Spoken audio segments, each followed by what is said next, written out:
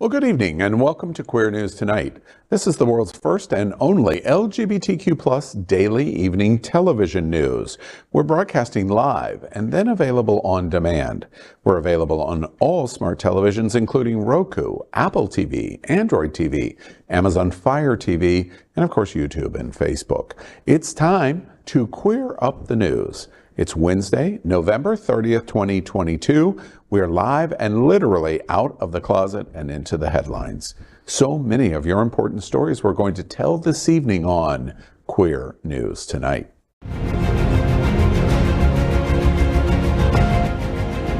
This is the world's first live daily LGBTQ evening news show, literally out of the closet and into the headlines on Queer News Tonight with Al Ferguson.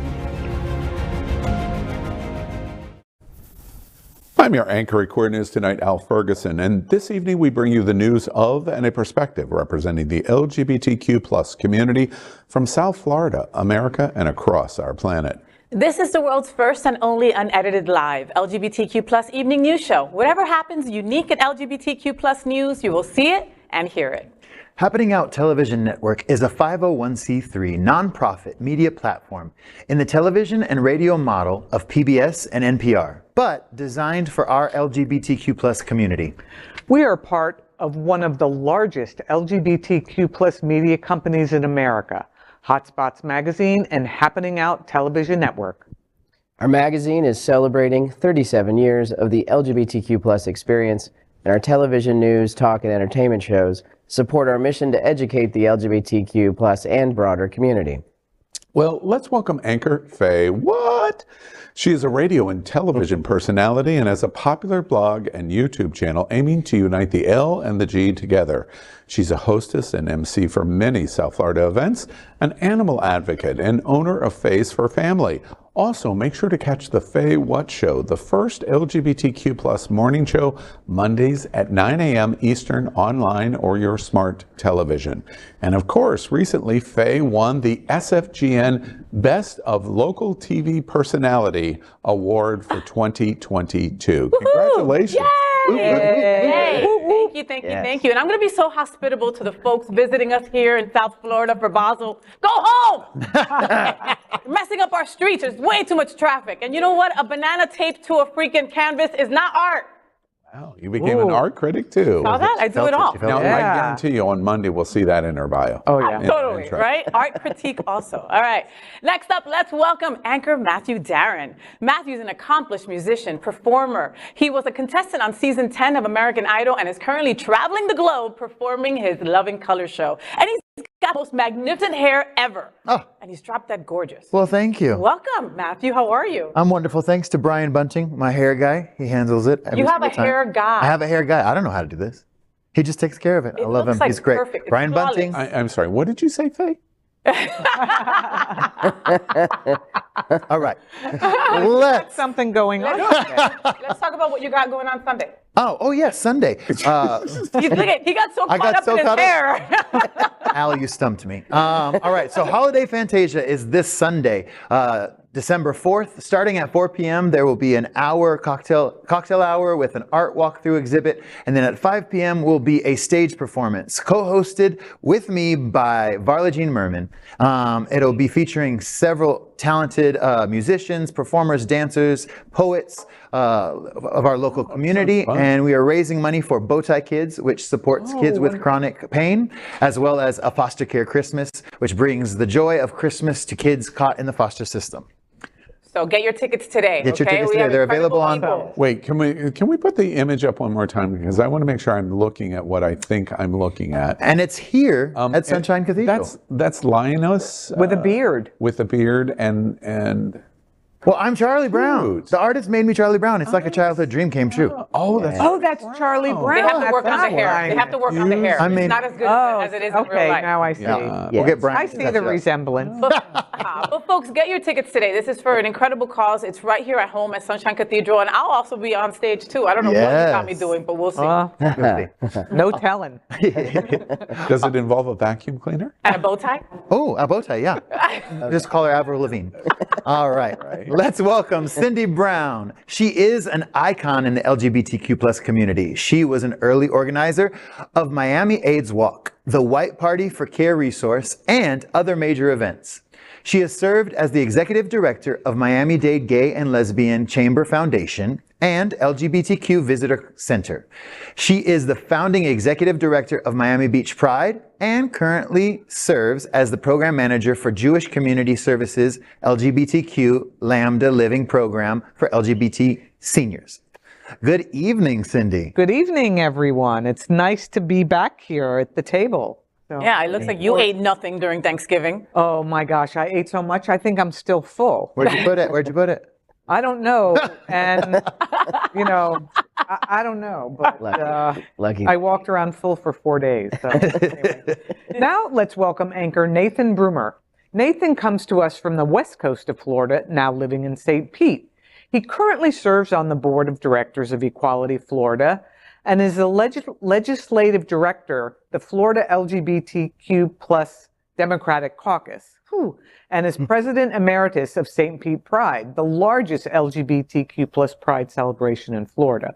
Nathan was appointed by Commissioner Nikki Fried as the LGBTQ plus consumer advocate to the Florida Department of Agriculture and Consumer Services.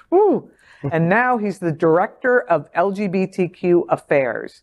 Good evening, Nathan. Good evening, everyone. Happy to be here. Thank you. Does anyone think it's interesting that Nathan comes all the way down from St. Pete to do Queer News Tonight, and the one thing that he must poke in all of our eyes is, oh, I'm emeritus president at St. Pete Pride. The largest pride. Hey, That kind of stung, right? As the founder of Miami Beach Pride, I'm and like, Stonewall. It Listen. got caught right here. And he's like, the biggest bitches. And it was competition, let me tell you. well, and I have to say, and they have continued to grow since I left the board. Orlando Pride got bigger, the biggest numbers in Orlando. I think all of our prides are bigger this getting year. bigger. You're a consummate politician. We got Well, Yeah. I have been to so many prides in the role. I really have enjoyed seeing big and small. We have some amazing prides in our state. We do. And apparently the biggest one is in St. Petersburg. Right. It still is. That's right. Come and join us. We are the reporters for Queer News Tonight, and this evening we begin with the queer headlines. The LGBTQ plus community in South Florida and across America is diverse. Our community across the world is vast, and here are the bullet points of the queer news for today, Wednesday, November 30, 2022. Well, we're going to begin by querying up LGBTQ plus civil rights. 61 Senate votes for landmark gay marriage, but Lady G votes no. The Senate on Tuesday evening approved historic legislation that provides federal protections for same-sex marriages, moving the measure closer to President Biden's desk for his signature in the final weeks of the Democratic-controlled Congress. The bill, called the Respect for Marriage Act, passed the evenly divided upper chamber 61 to 36, with 11 Republicans joining their Democratic colleagues in support of the proposal. It needed 60 votes to pass. Republican Ben Sass from Nebraska, Republican Patrick J. Toomey from Pennsylvania, and Democrat Raphael Warnock from Georgia did not vote. The legislation garnered support from a wide margin of GOP senators after it was amended to include provisions protecting religious liberty. The bill also protects interracial marriage. Before proceeding to the final passage of the marriage equality bill, senators rejected 3 amendments proposed by Republican Senators Mike Lee of Utah, James Lankford of Oklahoma, and of course, Marco Rubio of Florida. With the approval by the upper chamber, the marriage equality plan returns to the House for a vote, and if cleared by the Democratic-led chamber, as expected, will head to Mr. Biden to be signed into law. The White House supports the Respect for Marriage Act and has encouraged its passage by Congress. President Biden spoke on this crucial development, saying, quote, I'm grateful to the determined members of Congress, especially Senators Baldwin, Collins, Portman, Sinema, Tillis, and Feinstein, whose leadership has underscored the Republicans and Democrats together's their support of the essential right of LGBTQIA+ and interracial couples to marry, end quote. Notably, Senator Lindsey Graham of South Carolina, who is called Lady G by male escorts who claim to have been employed by him, voted against it. Well, this is big news. The vote was going on last night in the middle of Queer News Tonight, and so this is our official reporting of the passage. It's very important because the federal protections, a lot of people in the community today are still critical, smarting that it's not everything that we want, but it is a gigantic step forward because it federalizes marriage. It probably takes marriage off the table in the Supreme Court, probably forever, let's hope. It definitely modifies the Chief Justice that warned about reevaluation. This law, even in its limitations, probably takes that off the table for him. So it's a step in the right direction. It is not the Equality Act. Right. The Equality Act is still needed, but for marriage protection in the states that legalize marriage, which are going to be a substantial number of American states, 70 to 80% approval of gay marriage in America, this is a gigantic moment of legislative history for the LGBTQ. Yeah, absolutely. And, you know, a lot of us were very, very concerned about what was going to happen to marriage equality. So, I mean, there certainly are still a lot of challenges that we're facing and a lot of battles to fight, but it's assuring to know that the movement is in the direction of the right and the just. So, you know, I have questions, boys, because, you know, I don't know anything about this politics stuff. Why Raphael what is his name? Warnock. Why was he allowed to not vote? Well, if you're not in the chambers, you can't vote. So That's the disappointing part, though. It is. I feel like he's out campaigning, so which is that's the disappointment, that you're more concerned about your upcoming campaign. I mean, even if you know you have it in the bag, you still should show up just so that the numbers are there in history. You know what I mean? Man, saying nothing is just like saying no. Yeah. Well, I mean, there could be some other reason that we don't know about, but just off the top of my head, I would guess. I'm curious. I know it's a guess on your part, but you have lots of deep political experience. What would you guess happened in Warnock? I'm probably going to guess, that he's, and I'm not on the campaign side, but I'm going to guess it was a scheduling issue. I mean, it's not an in-the-bag race until the race is, all the votes are counted. Yeah. So the turnout's been great. I know the first day it was record turnout in Georgia as far as votes counted, but that's a race that's got to be won. Yeah. And Warnock so not that voting is commitment's disappointing. important. I have to say, Right? especially be on the we right. It needed 60 and we got 61. Warnock's vote might have been really important. I'm curious about the Lady G reference in our story. What do you think about Graham? I wonder what his wife thinks. Well, I'm sure He's they married to an African-American woman? Lindsey Graham? No, Mitch McConnell's Mitch McConnell we're talking wife. about. Yeah. He voted against it as well, right? They didn't name him by name. I don't remember. But Yes, Lindsey, he did. He did vote against it. Yeah, he did vote. Lindsey Graham, who knows what arrangement he and his wife have? Oh. I mean, we have no idea if it's something that's arranged. True. So, but it's horrible that, they say that some of the most homophobic people are Gay. Say it. well, just gay. that they're struggling because Yeah, of they're course. afraid. Yeah. But some people that didn't struggle, those 11 Republicans that crossed those party lines and were like, you know what? They deserve these rights. And it's interesting that, Faye, I think is an outstanding moment. And just publicly from an LGBT media voice, let's give Susan Collins some credit. She has been bashed and bashed and bashed. Difficult situation. Agree with her politics, disagree with her politics. She stayed with this every step of the way. Right. Her and Murkowski in Alaska. And this was, I'm sure, not a popular issue in Alaska. They stayed with it every step of the way, and they, of course, we think that they voted and sided with what was right. Right. But being right is not always the conclusion. It's what's politically expedient, and so. Colin stayed with us right till the very end and helped get it across the finish line. So we have to thank Susan Collins from Maine because she led. You never thought you'd be thanking her, right? Thanking her. Wow. I also think some of them are really waking up, and 70% of the country supports this. Yeah. Right. And even, obviously, millions of Republicans. Yeah. And one they see final that. thought, as clear as that point is, and we got 61 votes, the reason why we should all, in my opinion, I won't even say all, the reason Al is very thankful of this vote today is the one place where the majority of people do not probably support it is the Supreme Court. Right. So if it got back to the court, we likely had big problems ahead. Right. So we can celebrate that victory. Exactly. All right, let's queer up the world view. Museum of LGBT Culture opens in Russia. We will survive them all.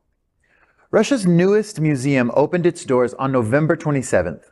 It may close them for good before the week is out. The country's newly toughened legislation against so-called lesbian, gay, bisexual, and transgender propaganda, which was passed by State Duma, the lower house of parliament, in its final reading on November 24th, is expected to become law by December 1st. Duma Speaker Vyacheslav Volodin has said under Russia's law, the first museum of LGBTQ plus culture would become illegal.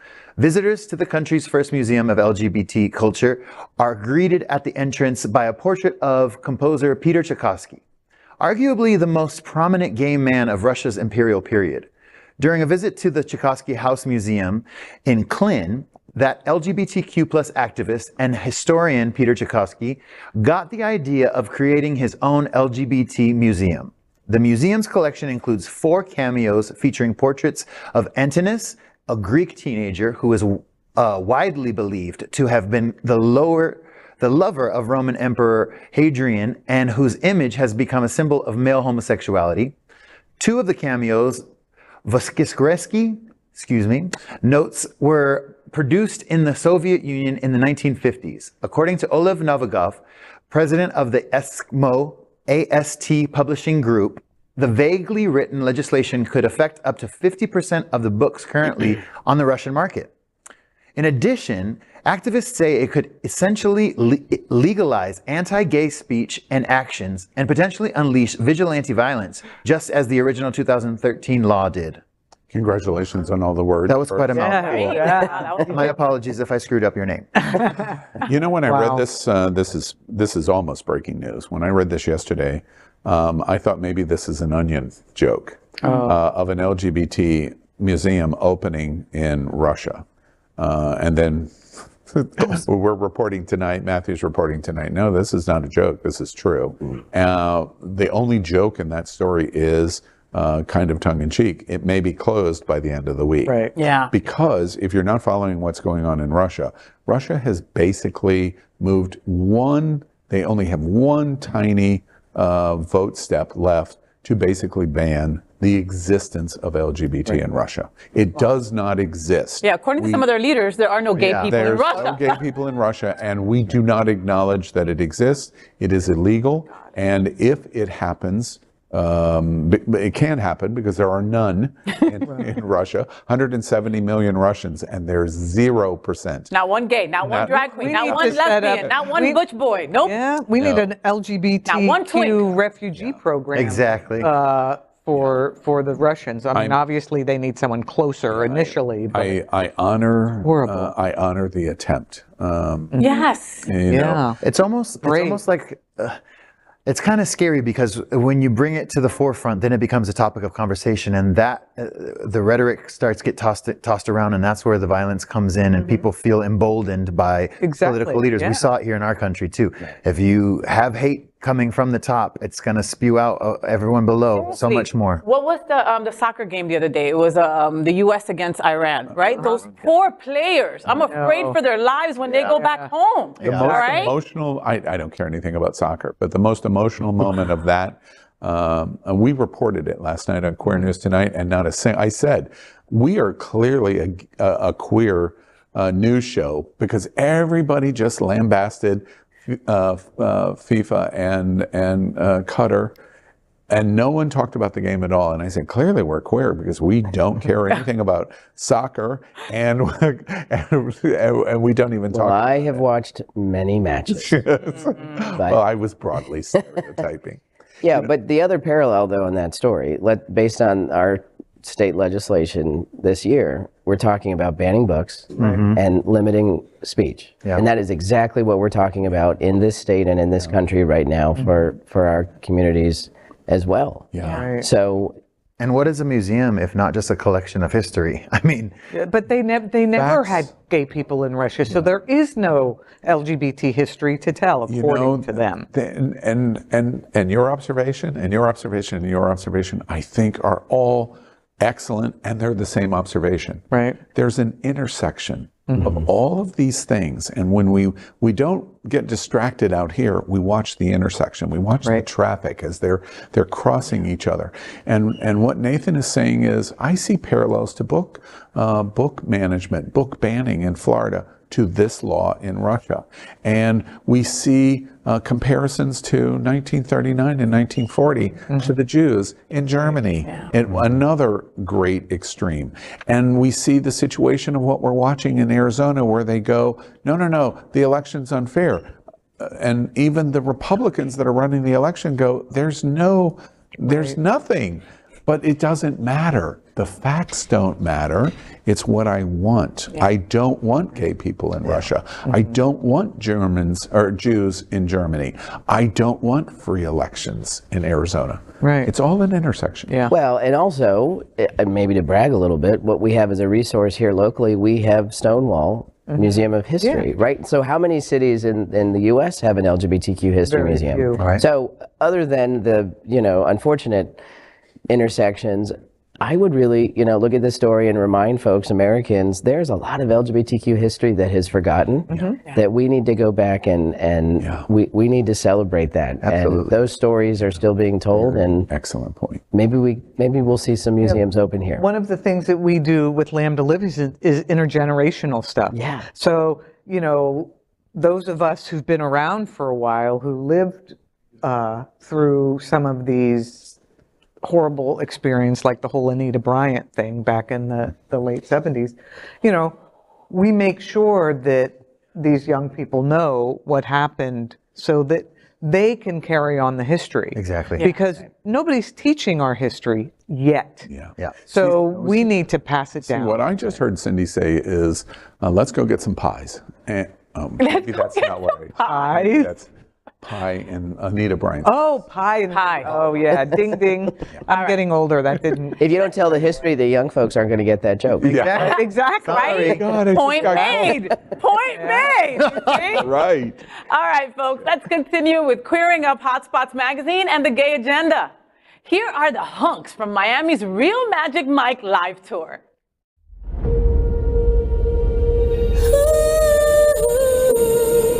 What did you want before Miami?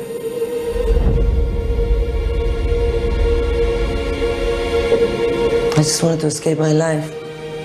I need you. Do you like bartending? It's not really what I do. What is it that you really do? But then you came along and gave me this unexpected, magical moment that made me remember who I really was. When I'm bad, I'm so bad. Come with me to London.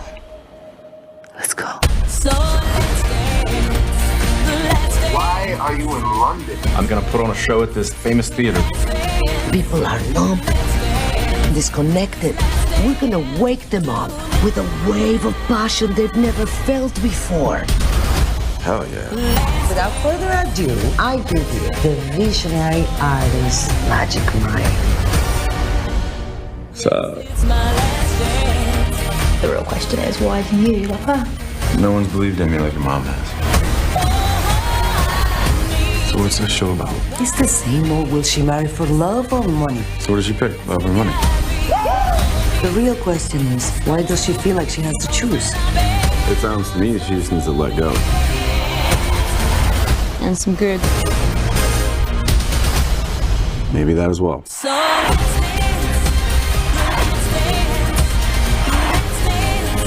You're not shutting me down, not this time.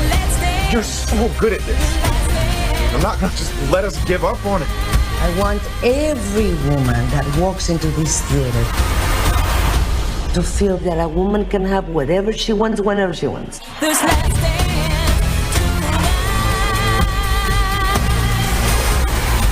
Wait, I know you. You were a cop, right? Did you arrest her? What's your name? Kim? Let you out for the warning, right? All right, I'm going to do the story because Faye's passed out. Oh my goodness! Okay, I got it. As seen in the trailer for Magic Mike's Last Dance, the sequel will show Mike growing up into an entrepreneur and launching a brand new show where sexuality and fantasies are celebrated rather than censored. Steven Soderbergh, who directed the first movie, is back at the helm of this threequel, besides Channing Tatum reprising his main role. Last Dance also features Salma Hayek in the cast. The most interesting thing about Magic Mike's Last Dance is that it will tell a fictionalized version of the story behind creating Magic Mike Live, a live show that already exists in the real world and has been an extra large hit. Pun intended. Ever since its launch, the touring company of Magic Mike Live is currently performing in Miami. Though this is a limited run in South Florida, the show is expected to stay in Miami for a few months. Here are the sexy guys from the real Magic Mike Live tour. Davis Rahal and Edson Juarez, two out LGBTQ cast members on Magic Mike Live. How about Blair Edwards from London? Blake Varga, who also performed in The Voice and Australia's Got Talent. Brian Sirigar, and other sexy members, namely Burham Yousefi, Jake Ball Green, Jovenile Santiago, Joshua Bedovides, Joshua Williams, Callan Badenhorst, and Marquette Hill, Nate Bryan, and Nicholas Phillips. One hotter than the other, and the other, and the other. Folks down here in South Florida, Magic Mike Live is gonna be here for a couple of months. Take your friends. And you know the beauty about most of these male performing events, it's usually just limited to women, right? Not this one, okay? Right. Gay boys, you are welcomed. And most of these things, when you go to like Chippendales and stuff like that, if I've gone with my gay boys, they put us in the back because they don't want the gay boys to be seen. Not for Magic Mike Live. They make sure that you have a good experience, that you're right there with the rest of the women having and enjoying all those luscious, scandalous boys. Two proud out dancers. Yeah. That's amazing. Have you seen the show, Faye? Yeah. I went with my friend Michelle a couple of weeks ago, and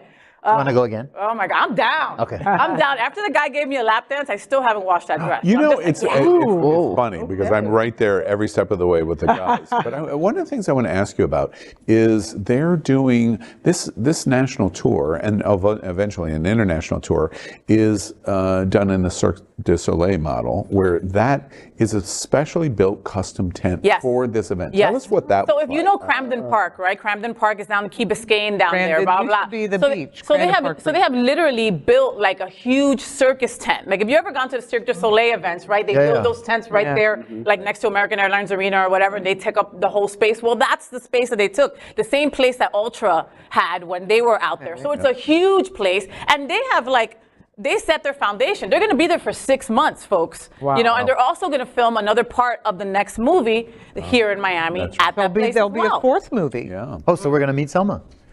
She's here and he's here. Llámame, mi amor. Sabes que siempre he querido ir a México. So llámame. I'm sorry, what did you say? I just told Salma Hayek that we're big fans here at Queer News Tonight. I see. I didn't say anything about wanting to put my face with hers. They're going to, the storyline of the next film is this Magic fantastic. Live. and using that. Like it's facility. Inception? They're going to film the film here in South Florida and at the Magic Mike Live set. Wow, I got to see it. It's on my list to see. And there's no bad seat. Like anywhere you sit is fantastic, and the boys go everywhere. You're I gonna have love to tell it. you, just one other note. I had here at Core News tonight the producer of the show who is gay, New York roots, Studio 54 roots, lots of different kinds of Broadway roots. It's one of the things that I really I do say about South Florida.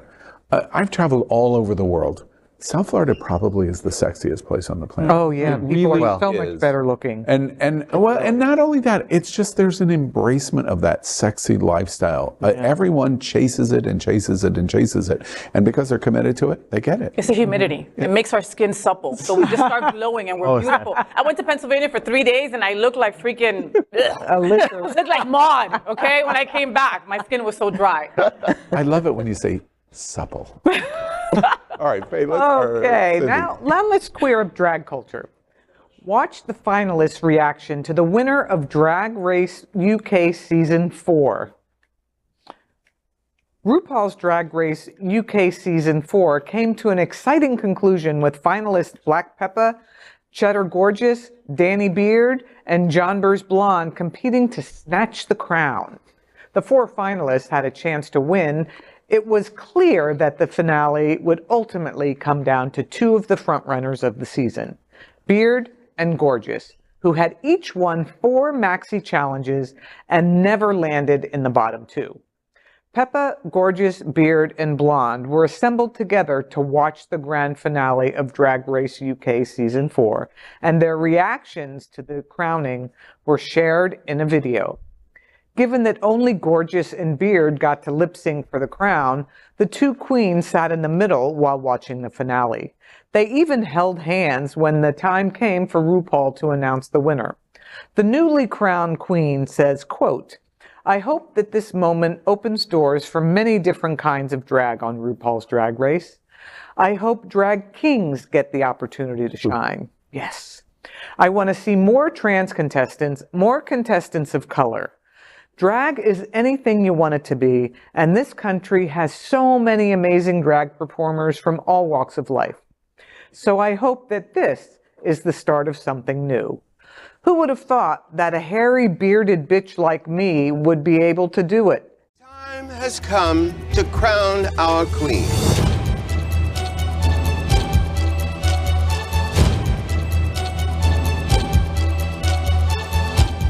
The UK's next Drag Race superstar is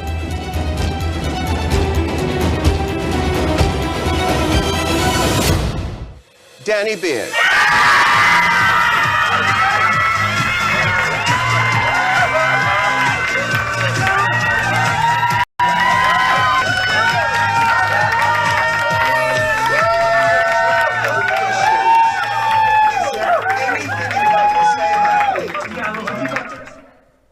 Well, congratulations to the winner. And I am in 100% support of adding drag kings, and I'll compete in a drag king contestant. Oh, I can see that. I love that a bearded queen won. I love it UK too. because, like, you know, there are so many drag race, RuPaul's Drag Races. I don't watch all of them. I'm sorry, I don't. Right? But UK is one of the ones that, like, everybody's like, you gotta watch it. It's so good. That one, Canada, and I think Spain or something like that. And so to see a bearded queen win this, you know, we've got Auntie Mame on It's Happening Out. We've got Jasmine Price Lords, who's always a friend of the show, and they're always saying about how difficult it is for a bearded queen to be respected because going up against all the pretty normal looking queens. You know, what's normal? You know, you're a bearded queen, you're beautiful. Not normal, right? You know, there's nothing that we are different. That is what makes us so spectacular, that we use our differences and just bring them out to light and make them sexy and great and wonderful. And that's what this beautiful entertainer did. I mean, the spoiler just now was a little heartbreaking to me, but I will go back and watch it later. You like this. La, la, la, la, la. I was trying to not pay attention, but no, you know what? It's interesting to me is that RuPaul went back as we kind of started paying attention to trans queens entering the U.S. competition, she went back and re-recorded a couple lyrics in a couple of the songs. And she also has changed certain things that she presents. Like she said, she used to say, "May the best woman win." Now she says, "May the best drag queen win." Yeah. I wonder how they're going to incorporate the drag kings and May the best contestant. may the best contestant win. Exactly. Bring back my queens or something. Bring back my contestant. I think that observation is so good. I worked with the Queens and RuPaul's Drag Race for a lot of years, coordinating their travel around the world, their crew, their drag stars at sea, etc. When I watch this, it's just a fresh reminder to me. UK is not something that I really follow closely, although congratulations, amazing moment. But when I was watching that video, a weird thing washed over me, and it's exactly what you just said. When I started with the show, it was season 2, and I was with the show until season 7. And a trans person was not only could not compete, it was openly and vocally discussed that you're not going to be a part of the show because it wasn't fair. And exactly, because you're not a man. And interesting. It's the reverse of all of our conversation today. And a bearded drag queen or any kinds of diversity. There was a straight contestant in UK last year. Yes. A straight woman competed. That was impossible. When I was connected and working in season 3 or season 5 in Jinx's win or Bianca's win in 6, this is impossible. Right. And I watch this and just go, holy crap, the world has changed. And that's a good thing. That is a great thing. It's a good thing. And I love that the show is making a statement by making these changes and changing the verbiage of what they're using and how. And you know, one other interesting thing, not to take it too serious and too far, because come on, we're talking about RuPaul's Drag Race. It's an entertainment show. It's not. This is the gay Super Bowl. Yeah. Okay. All right. All right. It's very important. You know, I worked with 4,000 or 5,000 at a time, just like you, on the cruises. Well, you don't watch football or soccer, so. Yeah. Right? So, well, I am a football player, a football watcher too. But what's interesting about it is it gives us the opportunity of having these changes to prove to the radical Christians or the radical Republicans, you can follow some changes and find things actually get better. Right. And that's what this moment proves in a different kind of way. But RuPaul, 10 years ago, would have looked at this moment and said, the world's coming to an end. Right. And I think about Lady G in South Carolina on a vote on marriage rights on the Senate floor. Evolution is a good thing. Yeah. It's coming no matter how much people resist it. Exactly right. Wow. Congratulations to RuPaul and RuPaul's Drag Race. Right. Awesome. That was a moment full of joy. Time to queer up business. Walmart's Walton family funds LGBTQ plus events for children in Arkansas. The Walton Family Foundation is supporting the LGBTQ plus community in Arkansas with $1 million in funds. Organizations that offer legal, health, education, or advocacy services to the LGBTQ community will be eligible for grants. The grants will be divided up into $25,000 or more, depending on the organization's service. Because what we hope is that what this process will do is that it will surface community solutions that are community driven, and to ensure that there's representation, leadership, and guidance from the LGBT community on how to solve these issues. The grant selection committee is being formed. It will include leadership from the LGBTQ plus community. Those with the foundation say the startup program has a capacity to expand with additional support from the community. Second and third generation heirs of Walmart founder Sam Walton's fortune have funneled millions of dollars into LGBTQ plus related causes in their home state of Arkansas.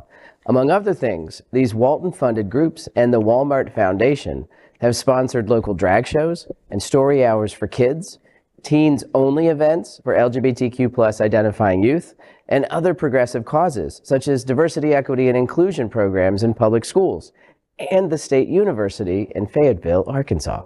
Sam Walton's daughter, Alice Walton, and grandson, Tom Walton, along with Tom's wife, Olivia, have been at the forefront of these initiatives. Last year, the Walton Family Foundation launched the Arkansas LGBTQ+ Advancement Fund in conjunction with the Alice L. Walton Foundation.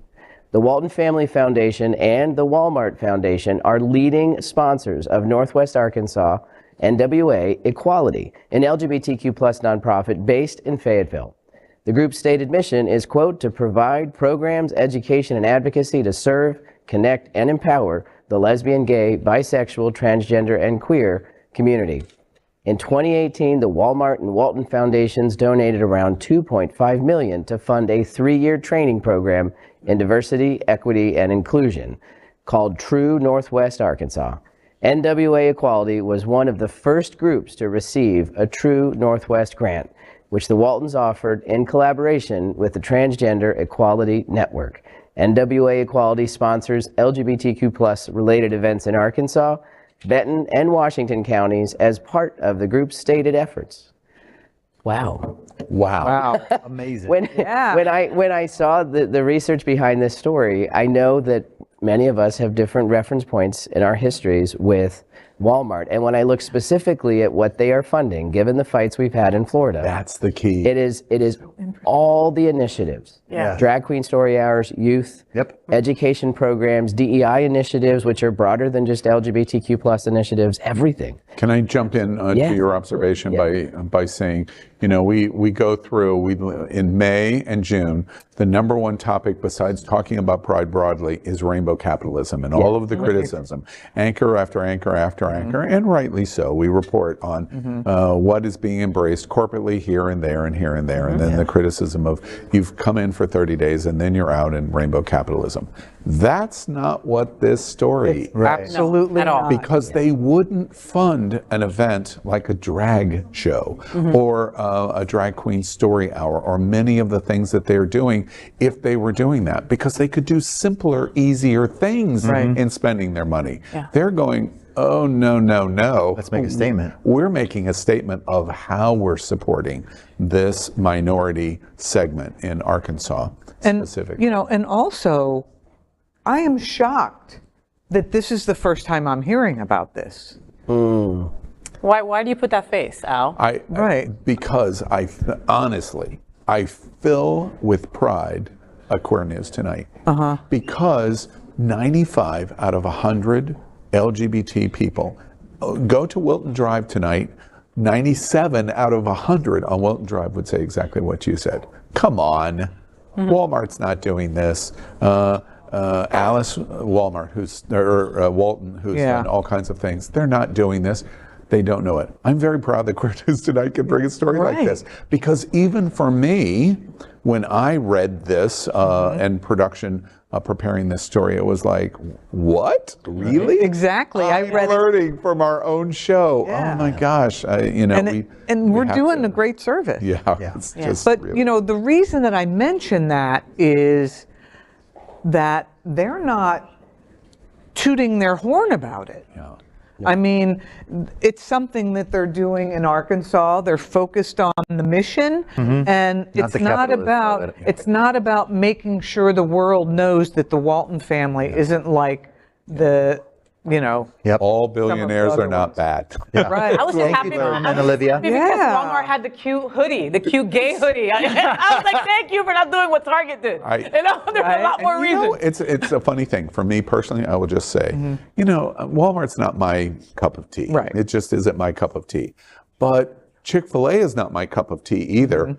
And I love their chicken sandwich. Oh, it's so good, but I know how to make it at home. Nope, I won't have it. I know the secret. Right, but the important issue is it helps me think differently that Walmart Foundation comes along with the Walton Foundation of this is what we're making a commitment to, and its location, Arkansas, and it helps me think differently about Walmart, which is great. One other thing about Bentonville. I have been to Bentonville twice. It's way up northwest Arkansas. It's right southern border of Missouri, not far from Branson, which I've also been to. Nowhere Branson. I'll ever go. So continue. Like 60 old people music shows. Bentonville has one of the greatest art museums in the world in Bentonville, Arkansas. Now, this is a subjective opinion, right? No. Alice Walton, in opening, you after the show, Google it. They have seeded billions into this art museum in Bentonville, and it's worth going to Bentonville, Arkansas, if for no other reason to see that museum. All right. You know, they're putting money where their mouth is. They've got the money, so don't cry for them. Right. But yeah, I'd rather go to Gay Days. Sorry. all right. Well, let's move on and queer up the big interview. In bed with Billy Porter as he talks about Care Resource World AIDS and World AIDS Day and Smart Ride in an exclusive interview. Queer News Tonight is excited to participate in a very special World AIDS Day memorial event at the brand new Care Resource headquarters on Miami's Biscayne Bay. The broadcast will include the AIDS HIV news of the day, including the commemoration that will inaugurate the first ever rooftop event space atop one of South Florida's most important AIDS HIV community service providers. To help celebrate this momentous occasion, we arranged to speak to Pray Tell from Pose. The Tony, Grammy, and Emmy winner Billy Porter comes to Queer News Tonight. I interviewed him while I was on a cruise ship at sea, so I prepare you in terms of some of the image quality because I was way out in the ocean when I did it. I had no idea he would be doing the interview in bed. And we were off to the races for an incredible 40-minute conversation. Tonight, we share just a couple of those moments. First, I had to talk about Cinderella's fairy godmother. What gay boy hasn't always wanted one? I asked Porter what was the inspiration and fashion motivation of the fabulous fairy godmother Fab G. He shocked me that the inspiration was the Pentecostal Black Church. You know, first of all, it was out of the mind of Kay Cannon. She had the idea to make the Fab G me. And then the costume designer and myself, you know, she had Matroknik, oh God, I forget her first name. She had done the Brandy version. She was doing this version, and she's on Bridgerton right now. She's known for her sort of classic costumes.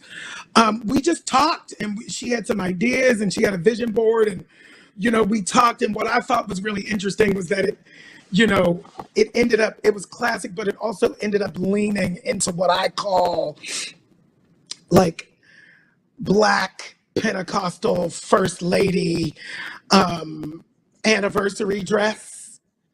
You know, the sort of shawl, you know, the collar that, like, it's like the color, you know, all of it was kind of very, very First Lady, Pentecostal First Lady. It was kind of with a wink. I sort of did it with a wink. The people who know. Well, we also talked about his fashion sense. Dresses on red carpets, 6 muscle boys leading him into the Met Gala, his costumes on Broadway with kinky boots, and leading the ballroom on Pose. I asked him about the compliment shown to him by the likes of Brad Pitt, where he wore a skirt at a film festival red carpet. Porter was flattered. Then he got a little testy. Yeah, it tickles me. It's sweet. It's good. It's great. I changed the world. And, you know, there's a little bit of me having to hold on to the narrative, you know, because the one thing that I have seen a little bit is energies and forces on the outside trying to give credit of this to other people, and I'm not going to let them do that. And I'm just going to say that out loud. You know, I changed it. It starts with me in this generation, in this iteration. And I'm not the first to do it, and I won't be the last. But in this space right now, it's me, and I have to own that, and I'm going to. During the interview, we talked about his being HIV positive, and the importance of World AIDS Day.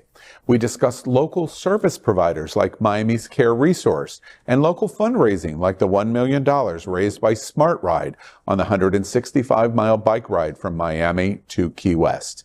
He said, quote, "What we learned from the Roe overturn is that it wasn't codified into law. Local is the only thing important now, is they get it done," end quote. We talked about his abuse as a child in a strict Pentecostal house and what he thinks about religion today. We talked extensively about politics, and in our conversation of Florida Governor Ron DeSantis, well, let's just say the F-bombs began to drop. An incredible moment was when I asked him about the LGBTQ ageism and how we seem to be so disposable. He had lots of thoughts and then applied them to himself. Let's just say he told us what's next. Billy Porter is an activist, and he had one of the most clear analysis of race in America that I have ever heard. In Bed with Billy Porter, part of our World AIDS Day programs. Stay tuned for the full interview, and we invite you to join us on World AIDS Day at Care Resource Miami and their new rooftop event space for an incredible and moving commemoration to 750,000 Americans and 41 million people worldwide who have died of AIDS and HIV, and the millions more that live with HIV. Attend in person or watch the entire event on Queer News Tonight on Roku, Apple TV, and other streaming television platforms. It was an amazing event. It took me about 5 minutes to get used to the fact that he was in bed because I had absolutely no idea. You didn't call Faye for advice? And I should have called Faye for advice. This is what you do when you have to get someone in bed. You know, very funny. Kudos to Faye because Faye does it in bed better than Billy Porter. It was also interesting because he has no edit filter. Oh, wow. You ask him a question and he's going to tell you what he thinks. Yeah. And of course, we love that. And for a gay man at my age, to be able to talk to somebody like Billy Porter, for him to talk about, there was nothing off the table. It was planned for about 15 minutes and we did 40, and he had no intention of slowing it down or saying, okay, that's enough, that's it. And we were able to talk about everything, and especially in conjunction with the politics that were going on. He went off on the midterms. He went off on race in America. He talked about what's next. And one of the things you're really going to enjoy in the interview, he basically is a tremendous voice. You know, all of the hand-wringing that we've done for the last months about where we're at? Right. He basically called out to the LGBTQ community and said, look, don't be surprised. We've seen this all before. Right. It's happened over and over again, and it's ebb and flow and ebb and flow. Okay, we're at the top of the flow, but it's going to change. Yeah. Yep. I love that. I love him. And said one other thing he said is, hey, the great thing about the midterms is we've got 2 more years of democracy. Right. And we get to work very hard in the next 2 years in our democracy to make sure it continues. Yeah. Well, I'm looking forward to seeing the interview. How old is he? Does anybody know? I do. He's 29. He's probably 60-something. He's in his. He's in his slap you right now. Late 50s. He's in. Oh. Okay, no, because people think that, Billy Porter just came out overnight, and that's it. That man has been working for our community, representing on Broadway and so many other different ways for decades. Yeah, right. Which is why now imposed that he got the notoriety. When he goes off, you say he has something to say, he's unfiltered. It doesn't come from a place of just wanting to talk and hear his own voice. Like, he's an educated man with a broad intellect. He's very aware of things that are going around in society as well as politics. Like he's has his thumb on the pulse of what's going on. In the 90s, he was in your track, Matthew. He reminds me of you in that he was doing music. He's got great hair. Well, thank you. Is that right? He did have great hair in that interview. I was like, come on, Braids. Let's talk. Music. And he said, the only way I was able to become Billy Porter is because in the 90s when I was doing music, I did what everyone else told me I needed to do. And when I realized, wait, that's a failure, I've got to stop this, then I became Billy Porter. Right. Wow. Powerful, awesome. powerful, Yeah. powerful. Can't wait to see the interview. Make sure that you watch it, all right? Yeah. It's going to be Yes. filled of yummy stuff. I can't wait. Next, we are proud of our special partnership with Sunshine Cathedral, the world's largest queer church right here in Fort Lauderdale. Supporting that partnership, we are broadcasting from our permanent set here at Sunshine Cathedral at the Happening Out Television Studios. We broadcast Sunshine Cathedral's Sunday International Service at 10:30 a.m. with more than 30,000 watching every week.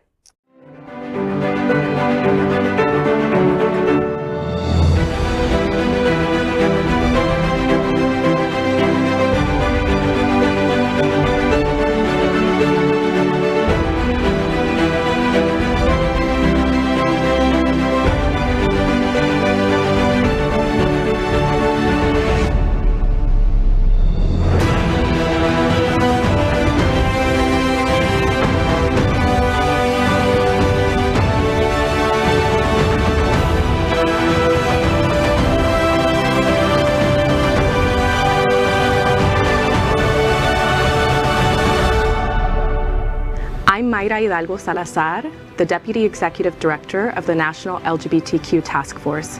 We are the world's largest civil rights organization, and we are stronger when all of us stand together. That's why Sunshine Cathedral is my queer church. That is today's news for the LGBTQ plus community on the world's first and only daily LGBTQ plus evening news show. If our community is important to you, share this news with your friends and your family. Are you, like most of America, part of our very large television audience watching this live LGBTQ plus news broadcast right now on Roku, Apple TV, Android TV, and Amazon Fire TV?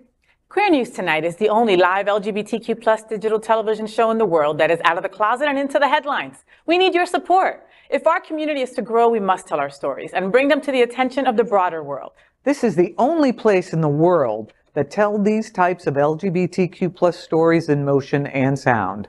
That is the passion of Hotspots Magazine, Happening Out Television Network, and Queer News Tonight. I'm your anchor, Al Ferguson, and on behalf of these LGBTQ plus reporters, the anchors of Queer News Tonight, including FayWhat, Matthew Darren, Cindy Brown, and Nathan Bruemmer.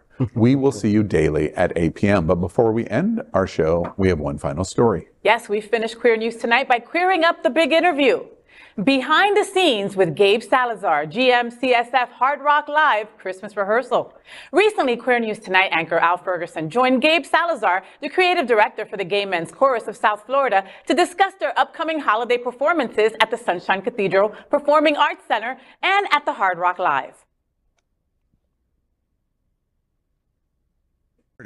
And we are here at Rehearsal at the chorus's preparation for their holiday concert. Yeah. You must be very excited. So excited. We cannot wait. Only about 2.5 more weeks left. A little bit of time left.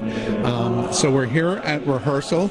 I have to start, before we get into the holidays, about the merger. Fort Lauderdale Gay Men's Chorus and Gay Men's Chorus of South Florida merge into the brand of Gay Men's Chorus of South Florida. Absolutely. Tell me all about that. We're really excited. You know, they've had a great run, a huge history of LGBTQ plus activism and paving the way for us. Dr. Gary Keating is retiring after so many years, and he wouldn't, I wouldn't be here today if it wasn't for him. So we're excited to kind of going around the circle and just kind of coming back together as a family and joining together as one. I think the story of unity that happens in Broward County is so interesting because in 2022, when there's been so much divisiveness in Florida, the LGBTQ community is talking unity and come together. Yeah. That's an amazing It's a great example for our community, and we're really excited. Yeah. Let's talk about, just for a moment, the holiday concerts, this rehearsal that we're at.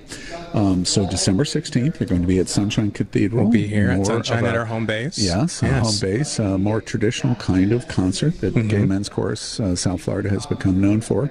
And then December 18th, you're going to finally, it's my first time at the Hard Rock Live. It's amazing. You must be so excited. I'm so excited. I've got to make sure I say this. December 18th, the Gay Men's Chorus of South Florida is going to be in one of the great music facilities in America, Hard Rock Live, at the Hard Rock Hotel. The last time the chorus has done this was in 2019, and then something in January of 2020 happened. I'm trying to remember. Oh yeah, now I remember little what thing that called the was. pandemic. Yes, Yes, a pandemic. And so no concert in 20. Because you couldn't. We couldn't. And 2021 tried to wobble up on your feet and We then tried. relatively close, had to cancel a did. second time. So Yeah. the director of the Gay Men's Chorus of South Florida hasn't even been Not to yet. the event. Isn't It'll that be my amazing? first time, yeah. So tell us about that, Shoshana Bean. Shoshana Bean. We have Shoshana Bean, the wonderful, amazing Tony and Grammy nominated Shoshana Bean is going to be with us. She's going to be singing 2 numbers with us and 4 on her own. And she's going to blow the roof off the place. It's going to be amazing. Tell us about the concert. What if you go to Hard Rock Live for the Christmas concert of the Gay Men's Chorus of South Florida? Tell us what we can expect. You can expect pretty much what you see here, but just in a different venue. It's going to be more exciting. You're going to hear traditional Christmas carols, "O Come All Ye Faithful," "Joy to the World." We have some commission pieces that were written for us. Obviously, some fun, upbeat pop stuff.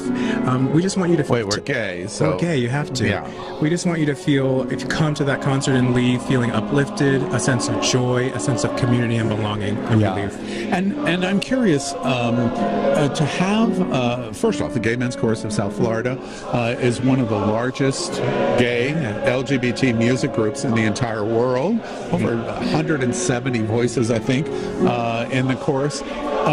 To be in a venue like the Hard Rock Live, the people that come through that facility and the Gay Men's Chorus of South Florida. Tell me what that feeling must be like for you. I mean, I don't know yet, but the anticipation of it is so exciting just to be in such a main stage place where our name can be heard and our message can be heard, of belonging and sense of community, that we get to share that with people who might not attend our concerts normally. So it's just really exciting. It's going to be amazing. If you haven't got your tickets yet, you almost have no time left. You better hurry in terms of getting your tickets for this amazing event at Hard Rock Live. Gabe, thanks so much for allowing me to pull you away. You sent in the B team to practice with the chorus now. No, our wonderful associate conductor. He's done a great job. Exactly. Thanks for the time.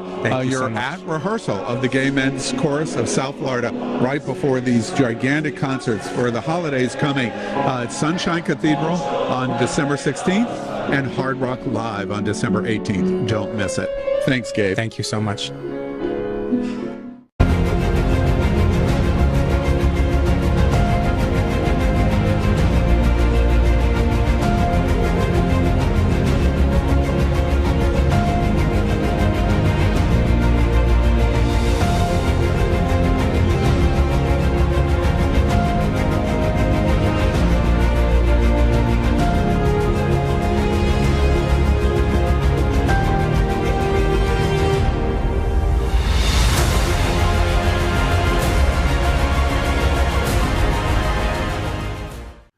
LGBTQ plus news is vital for our community and for the broader world as a whole.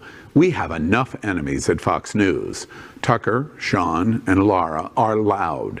We need passionate allies. Happening Out Television Network, Queer News Tonight, and It's Happening Out are literally out of the closet and into the headlines. Our community needs your support. Like this broadcast and subscribe now to ensure the growth of the entire LGBTQ plus community.